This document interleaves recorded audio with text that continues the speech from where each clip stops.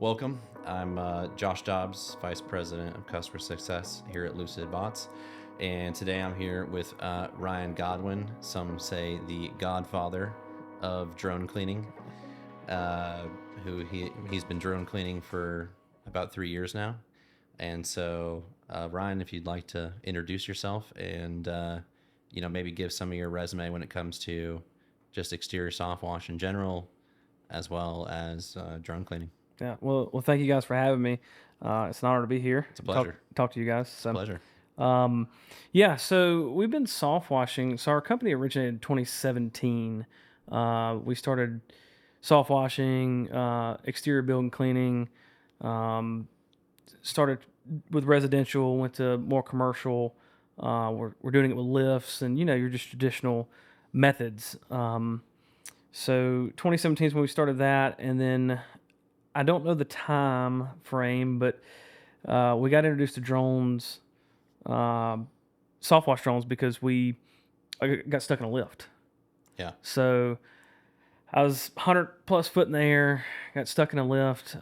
3 hours there, the technicians couldn't come get me down. I was sitting there, I was like, Lord, just get me on the ground. I'll never do this again.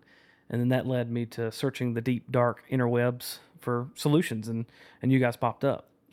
So basically, you're on a job site, you get stuck in a lift, you're there for 3 hours, nobody can get you out. Yeah. And you're thinking to yourself, there's got to be a much better way of doing this. Yeah, there's got to be. I mean, we're in the 21st century, and there's got to be a longer pole or a longer, something that I could put on a machine to get to these taller hotels and things like that to wash them. And I don't know how the search happened, but I got online, just started searching, and then I got to thinking about drones and other things, and maybe could we strap something to it, could we not, and then started just searching for drone cleaning or drones capable to lift and clean and wash, and Lucid drones at the time, or Lucid drone technology at the time, popped up, and I wound up calling the next day, I believe, or emailing. I can't remember what I did, and got a hold of Buzz, and we kind of went round and round for a few months, and we finally decided to come on and make the leap of faith and purchase one. Yeah. So I mean, besides getting stuck in a lift, which sounds like a nightmare, and it's probably happened to many people in exterior soft wash, but besides that, what else drew you to the drone? I mean, what was it? Just obviously there's safety factors, and you can clean a little bit faster with the drone, but what else was it about the drone that really pushed you towards it? Yeah, well, I mean, I had some experience with smaller drones, right? And I've always been a drone lover, and seeing that we could use this application in business to make money was a big thing. The excitement of new technology, the excitement of actually being safer and faster, and not having to jeopardize somebody's life, like my life or a worker's life, of getting back in that lift or hanging off the building. So that, and then talking with the sales people here at Lucid, I mean, they were really kind and really helped me make the decision to take that leap, because at the time it was a newer, not really tested like it is today product, and I was getting asked to pay a decent amount of money to buy a drone, and not knowing if it would actually be what it is today, and but the support and the sales team really pushed me to, and not in a bad way, but pushed me to take the leap, and it's probably been the greatest thing I've ever done for my business. Okay, yeah, and kind of assuming that some of our audience are probably kind of just hearing about drone cleaning in general, just that technology. What is it? There's some hesitancy, I'm sure, other than just cost. It's a new technology, it's something you haven't used before. Was there what other hesitancy around that was there for you before pulling the trigger, that you thought, yeah, this is, maybe not for me, or I'm not sure about this, but then after the fact, you're like, yeah, those worries were like, they're nothing now. Like, I don't even know why I was worried about that. Yeah, I mean, the hesitancy, I mean, if you wanna rank them, I mean, it was definitely cost for Hmm. for a beta-ish kind of product. Um, could I actually what work could I do? What's the limitation of the drone? Because with it being so new, we didn't know the exact limitations at the time. So, what can I do? How much is this gonna cost me? Can I get my license in clear airspace? Can I don't know how to do that because I was a recreational pilot, not a commercial Sure, pilot. So, sure. just those things run through your head, like what happens if I crash it? What happen? I mean, it's a decent investment. What happens if I crash it? What happens if you know it falls off the truck in transport? Well, what are these? It's such a large investment for a smaller company, and you're just worried about all those things. But once we got in it, got the drone there, and got it in place, those worries started diminishing pretty quickly. Um, where it used to take us a few days to do a job on a lift, it took us a day. It took us a day and a half. So we're cutting our time. Um, the cool factors there, right? I mean, like every time you fly it, when it's a new piece of technology nobody's ever heard of, which still to this day people still don't know drone cleaning exists, which Right, blows my mind. right, right. When they see it, they love it, and then that breeds more work. Activity breeds activity when it comes to drone work, for sure. I do kind of want to go back though, to your traditional methods that you had been doing for so long, and then with the drone, bringing that on board as one of your tools. What did that open up for you in terms of just capabilities on a job site, or what kind of jobs did that open you up to that previously maybe you were limited to by lifts not being able to get into certain areas, Yeah. or not being able to rappel down because because the structure's not rated properly, or just other factors that might be out there that this really opened up for you. Yeah, I mean, we had current clients that we couldn't do work for because roof anchors were not in code Yep. or pool tested and they were bad, and you couldn't get a lift in there. You couldn't get any lift in there because it's such a compact, small place.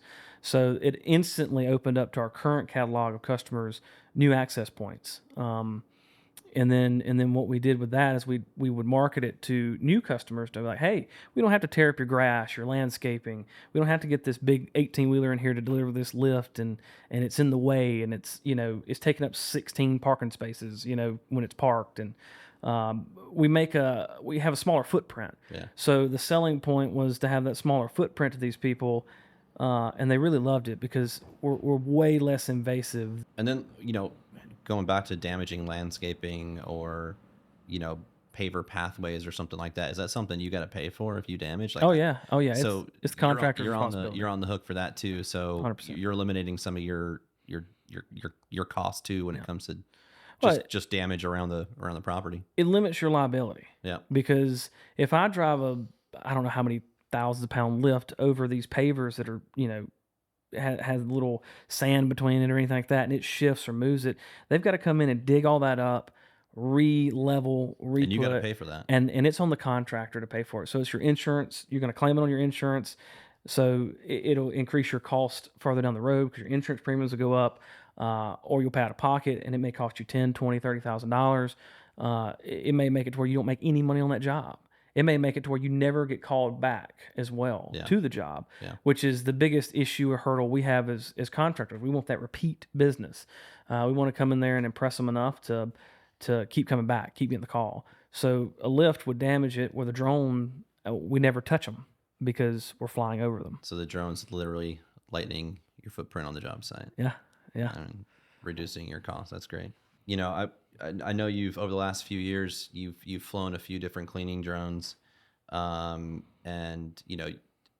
obviously you've partnered with Lucid more recently, and you have a very unique perspective, as opposed to maybe some of our other customers, or even just just potential customers that are out there considering a drone. And I'd really like to understand, having gone through, with your experience with other cleaning drones, why, what has drawn you back to Lucid? Why have you thrown your hat in the ring here with Lucid and gone full bore? Yeah, I mean, we started with Lucid. we kind of stepped away for a little bit, tried a few other drones, and then we came back to Lucid. Well, the reason we came back was, I mean, overall, it was the customer support that you guys have. Um, we weren't getting as supported in other, other avenues, not with other companies. And Lucid was there to support and step in and help and do. So, you know, there are other drones out there, and if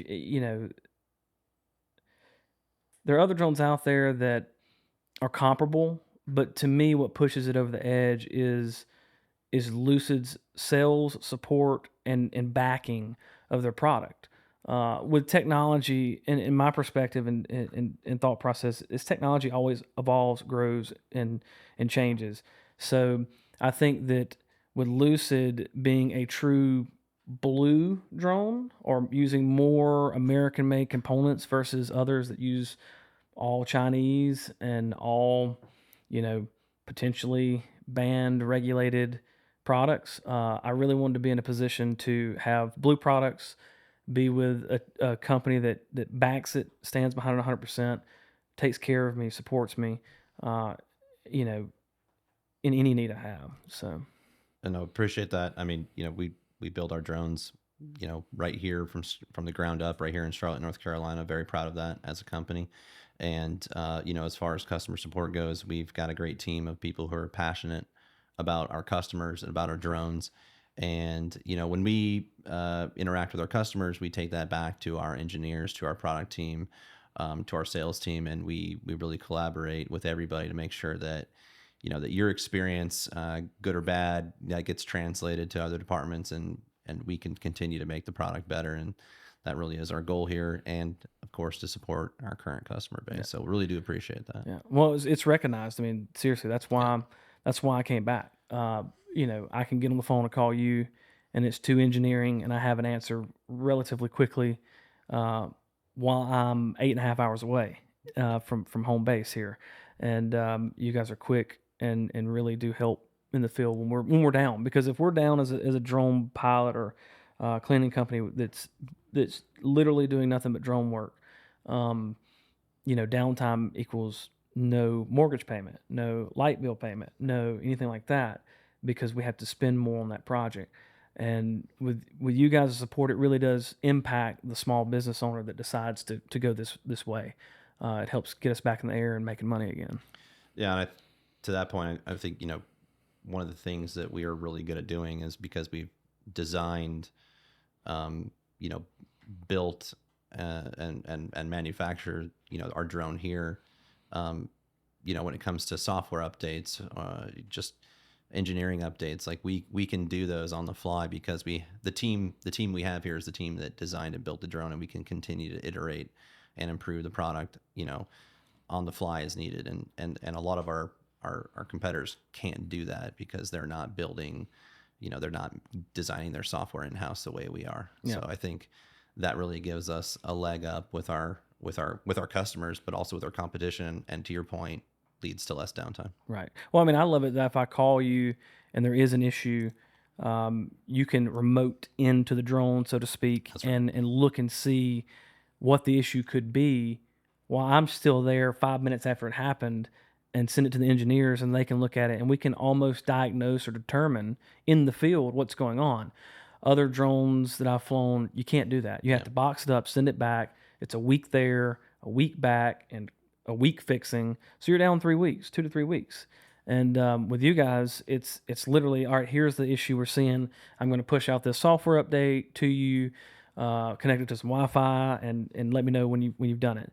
And or hey, I'll take care of you, send you a part that's easy enough for me to put on the field. Easy enough for somebody like me that is not a drone engineer to put it on. So that level of support is really why I came back and am staying with Lucid, because you don't get that many other places. Well, it's really great to hear that from the godfather of drone cleaning. Yeah, I mean, the flight log analysis that we can do is pretty insane in the sense that it's it's real time. It's like the black box on an airplane. We can see almost every piece of data that is on that drone. We can see stick input from the pilots. We can see how high they were flying. We can see if they were moving left or right, north, south, east, west. And we've got a ton of data back there. And that also helps to improve our drone just long term, or our bots long term.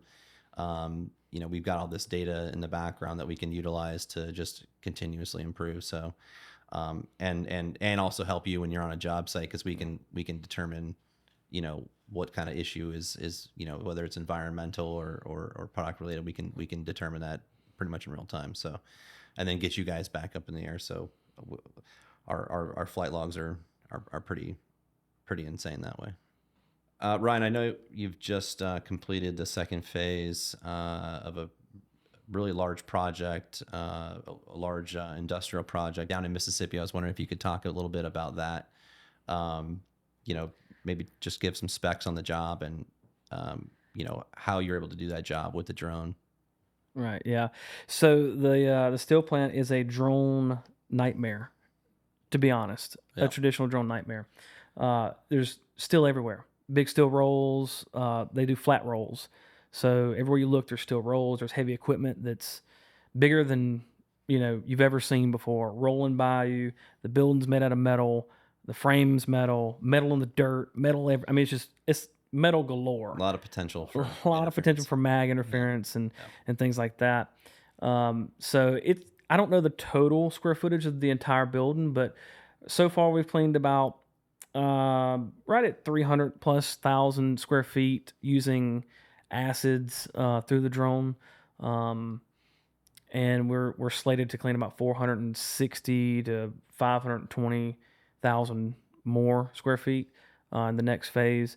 But it's been a challenge because all the metal, all the interference. You're in an open field. You've got wind. I mean, it literally is. If you weren't a skilled drone pilot, you would have some trouble at this place. But 150 foot tall, 160 foot tall, in some parts of it. So it's definitely a challenge vertically. It's a challenge environmentally. Even a challenge with the chemicals we have to use to remove the substances. How long do you think that would have taken you using traditional methods, maybe with lifts? Yeah, the previous company that did it before us did it with traditional methods, and it took them 9 months to do what we're going to do in approximately 2 months. Yep. Insane. Yep. And so, are you saving your customer, on the monetary side as well? Yeah, they hadn't disclosed exactly how much we're saving, but I'll just tell you this: when we priced it, they jumped on it so fast. They wanted us there the next day when they saw the pricing that we were able to charge for it. They're very busy, so if you're there for 9 months, you're slowing up production. Yeah. And you're in their way. Yeah, we're basically in their way, or they have to worry about not running us over, not doing this kind of stuff. So, we not only save them the worry of having another contractor on site, potential injury, potential anything like that. We're saving them time and money. So, yeah, and then with being able to do it in 2 months versus 9 months, does that allow you to get on a maintenance routine with them as well, a maintenance schedule with them as well? And instead of 9 months, that's almost the entire year, and then what do they have to come back again? Starting over the next calendar year. How does that work with maintenance for you all? Yeah, so it depends on the company, but this company here, we're working through and going to sign a contract soon for an annual cleaning because our time is so much quicker, and they want to keep their building, the carbon buildup from producing these steel rolls off the building, because they're a finished roll company. So if they have customers come in, they see a nasty, terrible, dirty building, they don't want that because they're a finished product. So that shows they don't care about detail and all that.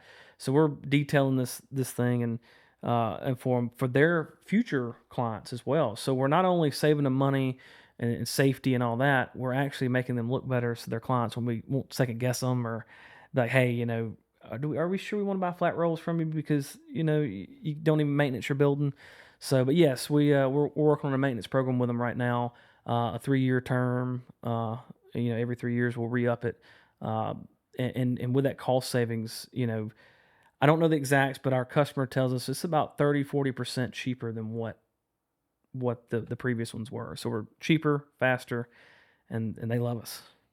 And then that the maintenance plan that you're doing with them, is that going to take you 2 months, or is that even a shorter amount of time when you come back? Yeah, it's going to be shorter. The reason it's a little longer right now is because there are some very bad spots, Right. and it Right. just takes a little more time and attention. I would estimate that we'd probably be there a month, month and a half with maintenance. So basically from 9 months to 2 months, and then on a maintenance schedule down to maybe a month, month Yep. and a half. Yep. That's insane. Yeah. And as far as, your understanding, you've done traditional cleaning methods. I mean, how much do you think you've saved on your costs just going with the drone on this job, Yeah, I mean, with renting a lift or, utilizing a lifts? lift that would go 155 to 160 foot in the air. I mean, you had to have a JLG 185, one of the biggest ones they have, because of the reach it needs to reach as well. Not only the vertical, but the reach to the building. So, I mean, just alone, that's probably for a 2 month time frame. That's probably $20,000, $30,000, worth of rental just for one piece of equipment On one job. on one job. So And that's not even, there's no ROI on that. So, I yeah, mean, you look at the drone, the cost of the drone, the cost of the rental. I mean, yeah. you've almost captured, let's say you bought the drone and you're doing this job. You've captured almost your complete ROI on the drone, Right. on one job. Well, and that's why, like with this kind of scenario, if you go after the right work and the right clients, like we're using acids and all this and that. So if it completely destroys the drone because it's a very harsh chemical on it, now it's doing great. I mean, it's doing well. I'm pleased, surprised. I know we're testing and making sure we can spray this and all this and that. But Yeah. my thought process is, if something were to happen to the drone, this project is big enough, this job is big enough, this dollar amount is big enough, where I can just purchase another one if things were to go wrong. Instead of a lift where if something went wrong, you're still out 35, 40,000, and you don't have a return. You don't have an asset. You don't have anything that's tangible. Yeah. You That's just send going that. to your bottom line, your Yeah, cost. yeah. I mean, it's just a straight, out the door. If I were to buy a drone, do this thing, and I'm like, drone cleaning is not for me, I could, at least if I spent $35,000, $40,000, I could sell it to somebody or do something else with it or try to learn it, or, so, because I mean, drone cleaning is difficult. It's not, it's not a, Yeah, no, it is difficult. And I think it would be great to kind of go back and take us back to some of your first jobs that you've done. I mean, obviously, this larger steel mill is, you've been doing this a long time. You've become extremely proficient at drone cleaning. It's not your beginner level job site. So if you could kind of take us back to maybe your first few jobs and kind of what you learned, when implementing the drone into your cleaning business, into your cleaning process, what was that like? What were some hard lessons you learned right off the bat? yeah, well, hard lessons were, make sure the batteries are plugged in all the way, and make sure everything's clear when you go to fly. But no, I mean, some of our first jobs, I mean, we owned some lifts ourselves, and so we replaced the lift immediately as soon as the drone got in my hands. So we were cleaning 4 or 5 story, just flat, college buildings, hotel stuff with it. That was our first couple. When you say college buildings, like dorms? Yeah, or well, like just their academic buildings they buildings? have. Yeah, Okay. so just Like a 4 story building? yeah, 3, 4 story. I think 5, 3 to 5. We were we so to back up a little more. I came and picked up the drone from you guys and turned around and went straight to a job site a few days later. Needless to say, I spent all my money on the drone. I came up here. I believed in this so much that I came up here with about $1,500 in my bank account after I wired the money for the drone. $1,500. I'm an 8.5 hours away from home. So if something happens on the way home, I may be out of luck because I got $1,500 in my business account. Yeah, you don't need a blown tire, Yeah. blown head gasket. Yeah, nothing. Like, so you're sitting there driving home like, please, nothing happened. And I've got work lined up literally the next day when I get home. So we're riding out to a college that, pays pretty quickly. And I'm like, man, I'm gonna recoup this pretty quick because I got a $10,000 job this to go do. And but no, we took the leap of faith. I drained the bank account to do it. We go out there, and now mind you, this is old Lucid. This is before tons of money spent in research development, more, good. is we get Old it out. C1 days. Yeah, the old C1 days. Yeah. We get it out there. I hook everything up, hook the hoses up. We don't have the right hoses. We got these ag hoses that are heavy as can be, and drains the batteries so quickly because it's so. We probably would be not be legal at 80 foot. The hoses are so heavy. Using fire hose. Yeah, I mean it's ridiculous. So we get to the college campus. We've got the all the chancellors out there of the college. I mean, like, everybody's excited. 'Cause You got an audience. We told them we're coming. Yeah. I go to plug it up. We clear the area. We take off. We do a couple flights. I'm like, man, this is the best thing in the world. Everybody's high fiving. The college is incredibly, like, this is the coolest thing we've ever seen. I mean, like, we've got a crowd of 20 out there. Yeah. And I'm on cloud nine. I'm like, thank God I did this. I'm ready to finish this to make my money back so I can actually sleep easy at night. And, the project went pretty well. So well, we got a few more buildings out of it. But yeah, I mean, that's the biggest challenge is for me in it was just getting close to the building, knowing where your right positions are with it, knowing how to fly it. Like, and because you go from DJI to this drone, the flight sticks are similar, but it's completely different. It's a completely different animal because most of your DJI camera drones are designed to fly over things, open field, not in hand-to-hand combat with a building. And so that learning curve from being a drone pilot, a novice, to being a drone professional was pretty steep. Yeah, but I mean, you told me a story the other day about, you. Now I don't remember what it was. You were telling me yesterday. We do a lot of stories. You were telling me something yesterday about you crashed it shortly after getting it. Yeah. So we did a few flights at that college campus. Everybody kind of went away, and my worker and I were out there, and we were flying, and it was like it's maybe the fourth, fifth flight on it. I'm like, man, yeah, and I'm flying it, and all of a sudden I'm 4 stories up, 3 stories up, not far off the ground, and we lose GPS, and I'm like, what the heck is this? Because it doesn't do anything. It literally, we're flying, all's good, and it goes wonk right into the building, and I'm like, oh Lord, this isn't good. It breaks a couple arms, falls to the concrete below, and catches on fire. And I'm like, oh my gosh, because I was under the impression of I was proficient as a pilot, as a small drone pilot, but I was like, I'm never going to crash this thing. Like, I know what I'm doing. A little bit of arrogance with it because I didn't know. I figured it'd be like a DJI, and I'd never crash it. So I wasn't worried about. I was scared to death to crash it, but I didn't think I would do it. And got on the phone with Felix and the guys here, and it turned out to it lost GPS. Like, they don't know what happened. They looked into it, and that was years ago at this point, but. Turned out it just literally just dropped off GPS and thought it was where it wasn't supposed to be, and it moved forward to where it thought it was supposed to be, and we did that. So that was the first week of having it. So it's a fun story we can laugh about now, but yeah. Yeah, well, I mean, you've been flying cleaning drones for a while now, and had all kinds of crazy experiences. I mean, what would be your recommendation in terms of just mindset to, somebody getting the drone now? I think a lot of people don't categorize the drone in the same way they do, their soft wash pump or their rig or their truck or, anything like that. But at the end of the day, it is a tool. So, how do you think about that when something goes wrong, and you still have to get the job done? What kind of contingencies do you put in place? Yeah, I mean, I have this conversation a lot. A lot of people reach out to me that are interested in, purchasing a drone or, wanting to go down this pathway or anything. And, the biggest thing I tell them is, look, it's a tool. Like you said, it's a tool.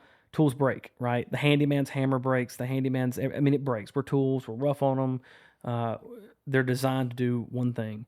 So you always have to have in your pricing model, in your, actual operational planning, you have to have a contingency for, okay, if the drone does not work, if it falls off the truck when I'm getting it off, or GPS isn't strong in that area, like in an urban environment, super urban environment, you have to have a backup to know that you're not going to lose your shirt if you go rent a lift or you go call in a ropes team to help you. Or so typically we do a lot of planning, the just in case planning, which is that just getting some quotes from some other people. If it's an extremely large building, to where if the drone doesn't happen, we can call them, mobilize them, get them in, clean it, get paid. And yes, we do lose money in our minds because we plan on the drone. I mean, like that's our number one plan. But if you look back at it and you really look at it, you're like, you didn't lose money because you were saving money by using the drone. You just don't make as much, but you get the job done, and they see the cool drone and all that. But I don't think you technically lose money on it, because you would have to do that if you didn't have the drone. Right. So, but yeah, little shameless plug here. We do offer maintenance plans with loaner drones to keep you from being down, and prevent you from getting off your schedule with your cleaning job. So we do offer that when things go wrong. I will say that's probably the smartest investment. If somebody is investing in the drone, that's probably the smartest second investment they can do. Yeah. Because time is money, and normally the drone doesn't go down or stop working or have a problem or an issue when it's sitting in the box in your shop. Yeah. It always has the problem, the issue when you're knee deep about to finish the job. Like, you got people watching. Yeah. It's always when you got people watching. I think it feels that vibe. It's like, ooh, too much pressure. But yeah, I mean, it's always good to have a backup. We're gonna, by the end of this year, purchase another drone, have another backup, another redundancy in our system. That'll move us to three drones in our arsenal, and and hopefully the next year we'll buy a few more as we grow. But yeah, I can only recommend. It's the old Army saying is, one is none and two is one.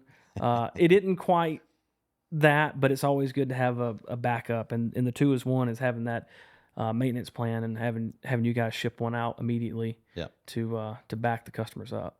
Yeah, I know you mentioned you're going to be buying an additional drone soon. But what would you say to somebody maybe who's, thinking about buying their first drone? Maybe they've been in the cleaning industry for a while, the exterior soft wash industry for a while. They're kind of on the fence about the drone. What would you say to them? Whether that's just a piece of advice or, just a lesson that you learned, a hard lesson that you learned, what would you say to them to, just to give them some advice? Yeah, I would say to reach out to people that are doing it. Get their advice. Let them look at the projects with you. If you have to pay them, a consulting fee. Because if I could go back in time and talk to somebody that has my experience, I would have saved myself a lot of headache, because there are some places the drone just can't go. I mean, even though it can go a lot of places, there's some places it can't. There's some heights it can't reach. There's some areas that just aren't great. But my advice would be to anybody wanting to get into it is to fly a drone. If you've never flown one and you think this is the coolest thing in the world, go fly one. Just like a little DJI. Yeah, go get a DJI, go to Best Buy, get you a Mini, and just see if you can fly that, and just graduate yourself up from there. Spend a lot of time on it. The drones are different. The flight controls are the same, but the drone's performance and ability is a lot different. So I tell people it's like driving a school bus. It's attached. It's very it's not slow by any means, but it's a heavy lifter. It really, you move slower, you do things where that DJI will zip around and do backflips if you want to do whatever. But just get familiar with drones in general. That's the biggest thing to help, a newbie that has a cleaning business and wants to get into it. If you don't have a cleaning business and don't know drones, my recommendation is go shadow somebody that has a cleaning, go work for somebody that has a cleaning business. Learn a little bit of the cleaning, because that's half the battle. That's actually the bigger part of the battle than flying the drone. I can teach somebody to drone fly quicker than I can teach somebody how to clean. So would you say that just the cleaning, exterior cleaning in general is going to be the more difficult piece of it than the drone? The drone, you're just adding a little bit more complexity. You're just adding a tool, but the actual cleaning side is going to be where the learning curve will be. Yeah, of course. I mean, like the cleaning side, you have so many different substrates, you have so many different chemicals, you have so many different, You can't let it sit for this long. You have to do this. You have to do that. Is the Uh, sun hitting it? yeah, is it baking on? Is it Yep. flashing? I mean, there are so many variables in on the cleaning side that makes it really hard. Once you master or are decent at cleaning, the drone application, it isn't easy, but it's easier because there's enough resources in this world where you can learn how to fly a drone, and there's enough people doing this where you can go, get paid $20 an hour flying a drone for them to learn it, an actual cleaning drone. And, so And we also offer training as yeah, well. So yeah, yeah. yep. So, but yeah, I mean, the biggest thing is just talk to people that are doing it, and it's not all rainbows and sunshine and unicorns. I mean, the other piece of advice is basically, don't expect it to be perfect. When you're on the cutting edge, you have cutting edge problems. I've said it for years, and you know, I used to, back in the day when the C1 was around, I used to be very nervous traveling outside of our city, outside of my area to go clean a project, or because we'd had some issues here and there, and just made me nervous. Now today I can confidently say with a Sherpa, I'm traveling from Mississippi to Baltimore, Maryland to clean one of the biggest projects we've ever cleaned as a company, with nothing but Lucid products. Um, if that doesn't say how confident I am in the drone, that if you'd asked me 3 years ago would I travel there, not have any backups, not have any worries, I'd have told you, yeah, I'm scared to death. Here, I'm so confident, ready to go fly that because I know the drones will fly and do well. Yeah, I think that just speaks to what we were talking about earlier. Just the fact that we can we can iterate on our technology, and we can improve it. And the first iteration, we learned a lot from that. Some of our customers may have learned a lot from that as well. We've really just improved reliability and improved confidence in our clients' ability to travel, whether at a city or at a state, Yeah. or at a country, which some customers are doing now. So that just really speaks to what we've been able to do just to improve the product and work together with our customers. Going back to giving advice to potentially new customers, would you say, just generally speaking, right now, is a good time to get into drone cleaning if somebody has a successful soft wash business? Yeah, I mean, I think it's the best time, right? I mean, there's been articles written about, if you're not in the drone business by 2026, 2027, you're going to be left behind. And, the advancement of AI and the advancement of technology in general. I think the time is now to start looking and investing in your future. And fortunately, we did it years ago, so we're a little ahead of the curve. But yeah, I mean, there's no better time than the present because as these things grow and as we educate as contractors, we're starting to educate the consumers Yeah. on drones and why they need drone over traditional methods. So what's going to happen is there's going to be a flip that happens, and if you don't have a drone, you're going to be out. I mean, there's some RFPs and RFQs that I've worked on that specifically say in there, drone is required to clean, to bid, to do this job because they don't want. They've worked with a drone company in the past and they've seen the technology and they believe in it so much, and they don't want any lifts or scaffolding or any kind of liability from somebody falling, getting injured on their property. So, Well, talk a little bit more about that too with your customers. I mean, RFP, RFQ aside, you take the drone out, they see the thing, fly up 50 feet, just for a demo. I mean, what does that do for your customers when you're just doing proof of concept for them and just showing them the drone? I mean, I, I know that you get an audience and people are filming and oohing and awing at the yeah. drone, but what does that do for your customer?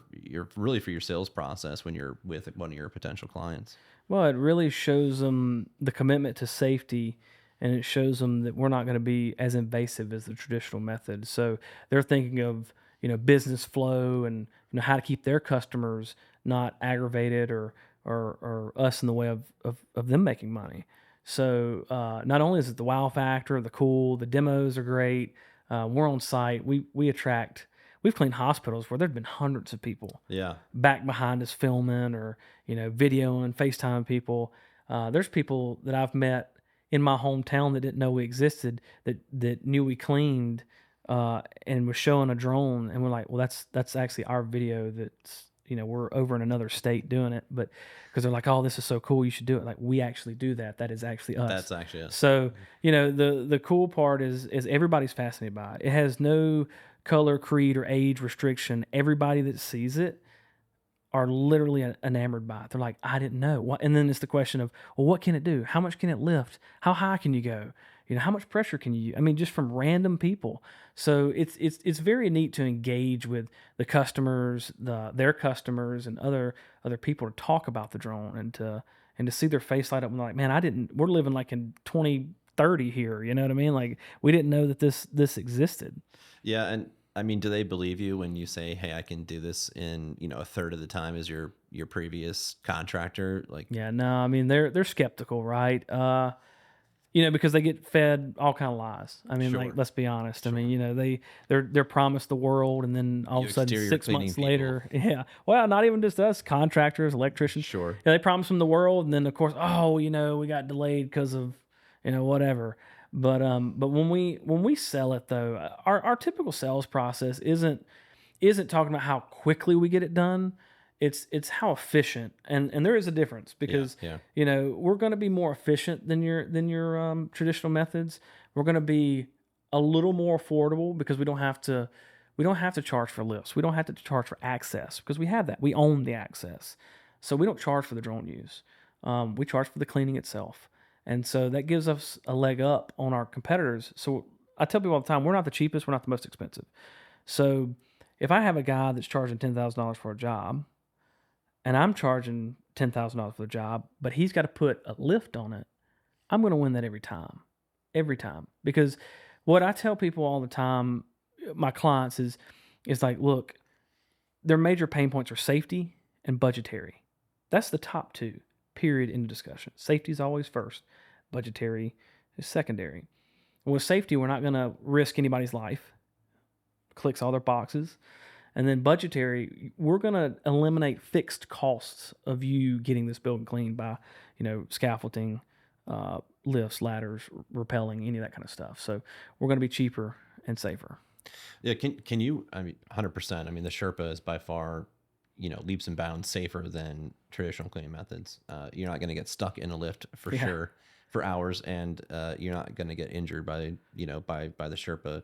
But if you could talk like nuts and bolts a little bit, maybe how you bid a job, the traditional cleaning methods, the cost of running lifts. Can you talk a little bit? Not asking you to give away any secret sauce, but can you just talk a little bit how you approach the cleaning job, or how you approach bidding a job, and what you factor into the just your costs when you're using the drone? Yeah. So not giving away the house here, because my competition's probably watching or listening. But you can give away a little, I'll give a little sauce, tease, little sauce. Yeah. But I mean, typically, we've been drone cleaning for so long, I've actually almost forgotten how to do it the traditional way, because this is all we do. We eat, sleep, breathe, live it, and quote it constantly. But the difference I would say between traditional and this is I don't have to worry about the other external factors. I have to just worry about the building. You tell me the size of the building, and I can tell you the price. And it's that simple. So it simplified the quoting process. Yeah, but how do you determine that? It's easy to say that, but how do you actually determine that? Well, because I don't have the lift rentals and all the other things. Like gas is a fixed cost, right? Your machines, your chemicals, it's a semi-fixed cost, based off your square footage. So you're just going by square footage? Yeah, square footage. Yeah, square footage alone. I don't have to worry about, hey, Sunbelt Rental, how much is this lift? How much is it to get it delivered? How long can I keep it? What happens if this happens? What about the insurance on it? What about this? What about that? I don't have to worry about doing that. I don't have to worry about planning it, coordinating it, so it frees me up to do more, actual on site prep or more paperwork for the client or anything like that. So, the drone does so many things to speed you up and simplify the process. Even though the drone itself is a whole process, it makes it to where it becomes easier to deal with because you own the asset and you don't have to rely on somebody getting it to you and worrying if the driver made it, worrying if the driver tore up something on their way out, because guess what? You're responsible for it. You Right. called them on site. So, And how big of a factor does, just, your concern around workforce reliability now or in the future when it comes to, paying people to show up? When you're using traditional methods, you may need somebody to operate the lift, or you may need additional just hands on the job site to get things done. With the drone, I think with the drone, you eliminate some of those needs. So how does that play a factor into your, just your business? yeah. So it's great for the future, right? Because what would take traditionally 2 or 3 people takes one or sometimes two with a drone. Right.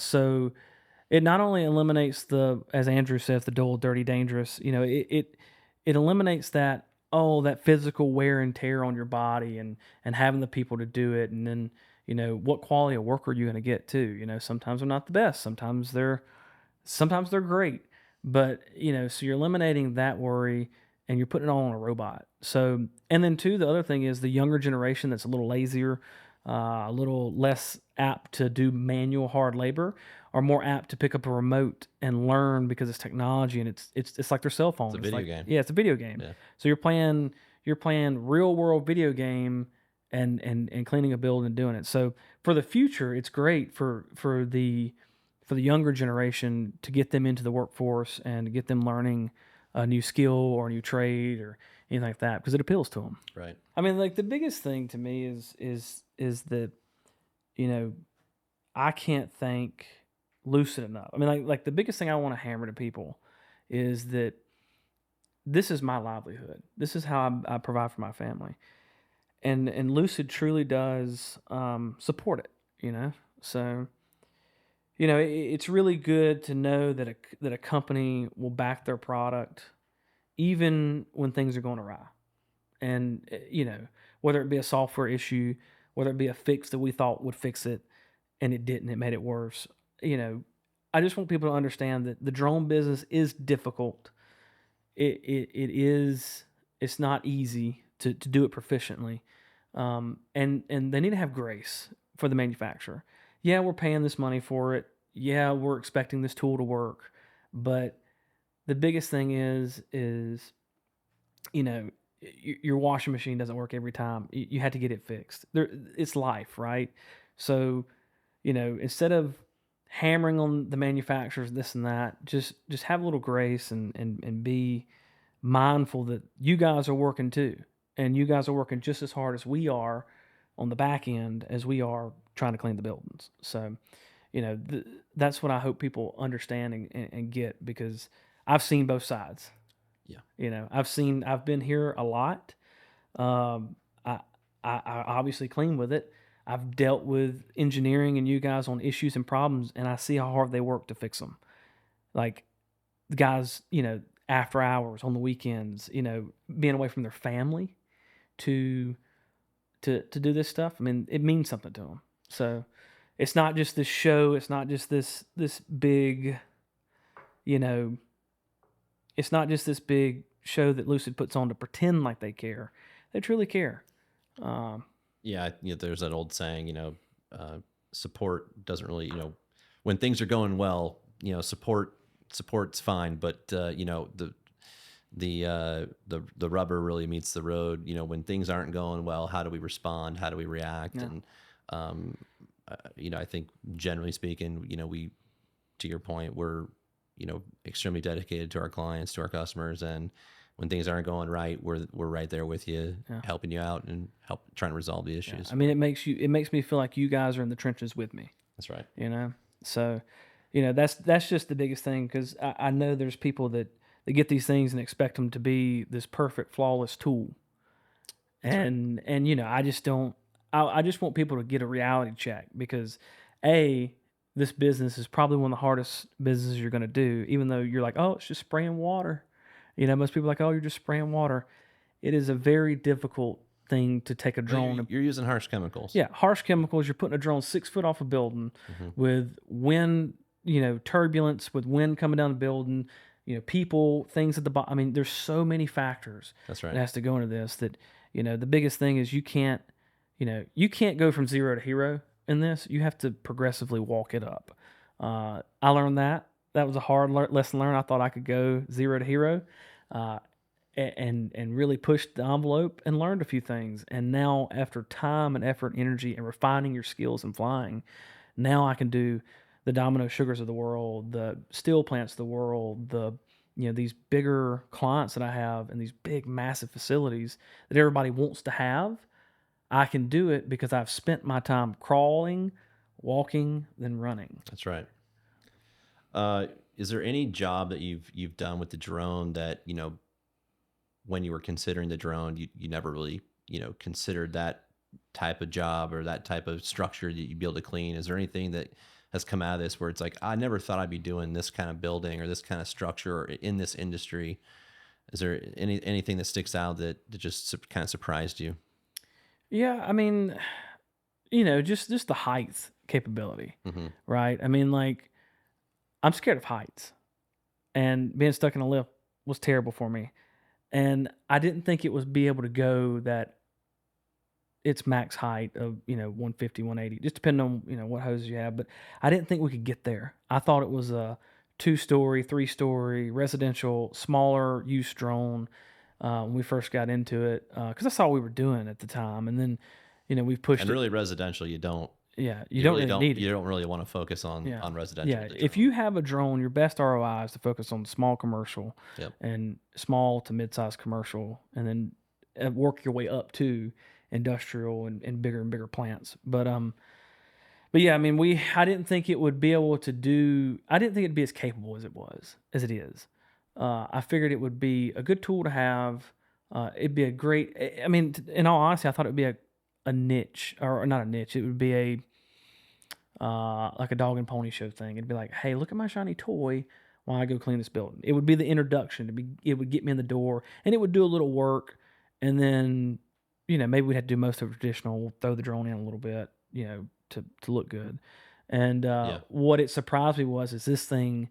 I covered more It's actually square. your workhorse. I covered more square feet than traditionally. I didn't have to worry about moving the lift around and doing all the crazy stuff. It's a beast. It's a workhorse. I'm like, forget traditional, man. Like, we're going full blown drone cleaning here because, even if I got to wait on batteries, even if I got, issues, I'm still faster. I'm still safer. I'm still more efficient. It gives you the competitive edge over everybody. 100%. And not include the cool factor. I mean, like the And cool factor, man, the cool factor. I wish I could have recorded every single job I've ever done with it, because I would have an incredible montage of the good, the bad, and the ugly, and then all the people. Like, we've probably, had, over the whole total time of us doing it and all the demos we've done, we've probably had thousands of people watch our demos, or stop and take pictures of the drones, or like that, and just to see the smile on their face and the joy, they're like, man, that is so freaking, that thing's huge. That's your big thing's huge. I mean, well, look, it'll carry that hose. Yes, sir, it'll carry that hose. So just to see the joy that they get from us just doing our work. We were doing a kids cancer center here in Charlotte, and we were cleaning with another company, and we were on site cleaning, and there were kids that came to the window, and they were like waving and doing all this and that, and so we were sitting there and like, well, give them a show, so we're spraying the windows and like turning on the spray on and off in the middle of our job site just to bring a smile to the kids' faces. I mean, that's what joy the drone brings as a pilot, and to the people that see it. Not including, I mean, that's the side that we don't ever talk about. It's what can it do, but really it's fun to fly. Once you have mastered it, it is fun to fly. It's fun to show off. It's fun to show people what world we're living in now, where we have these abilities to do all this stuff. So Well, it's fun. It's fun to sit here and listen to you, speak passionately about it. It really, really shows.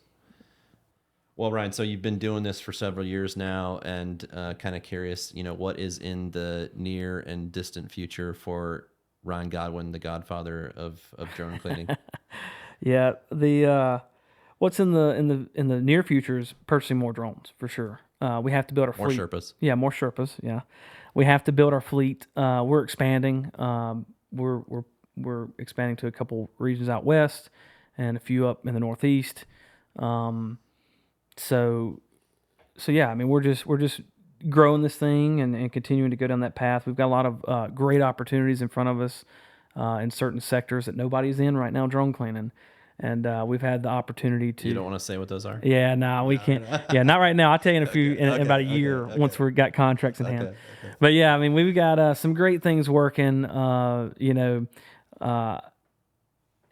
I'm enjoying the path that it's on. I mean, this thing has taken me all over the country.